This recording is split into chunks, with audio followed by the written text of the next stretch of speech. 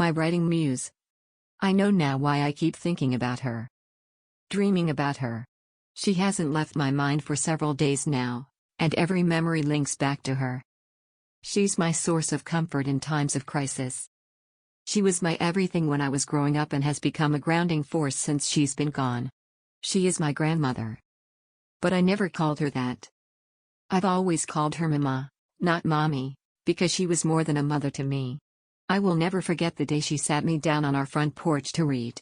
I used to not be able to read. Letters would mush and jumble and cause a mess. Mama was never happy with average. "You are not a C student," she would say. She would say this in Spanish because she learned no English, not even in the last year she was here. The year before she died. One day, she bought a green nacho book. It was the book used to torture children to read in the Dominican Republic. Almost every household had one, and passed it from children to children, erasing the answers from the last child. Education was everything. Crucial, vital, she would say. She would say this in Spanish. "You are smart," she said.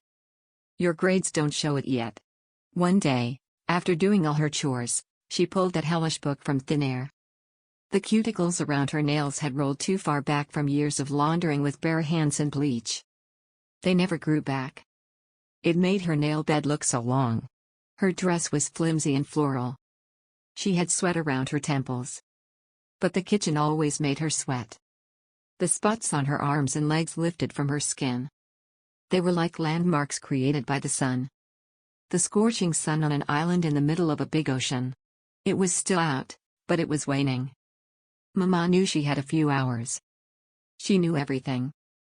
She would always wear a slip underneath every dress and skirt. But when she sat or bent over to pick up trash from the floor, it would show. She tapped her lap and gripped the book tight with her right hand. Her hands were smooth and contrasted against the liver spots on her arms. It was oddly beautiful. Her lap was more comfortable than any of the chairs in the house. She had the weight of 8 live births and 1 dead all over her body. The weight was not kind to her, not to her bones, nor her hips, and definitely not her bones. She would die many years from then when cancer would make her bones so weak she wouldn't be able to walk and sit, only lay. But for now, her chest was a pillow, and her legs cushions, and she knew everything because she was magic. She called the breeze when she rocked on the chair. It rolled in through the gaps in the iron gate. It dried her sweat. One day a bull came in and slammed the door. The next day we had the gate. It kept us safe. She gave us love. The book didn't seem so awful then, not with the breeze, not with her. Her words were magic. Or was it her voice?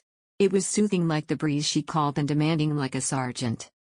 It rejoiced with every correct word and pushed for more. That night when the electricity went out, the evening grew cool, and she finished her chores. Mama cast the reading spell on me and lit the fire for writing.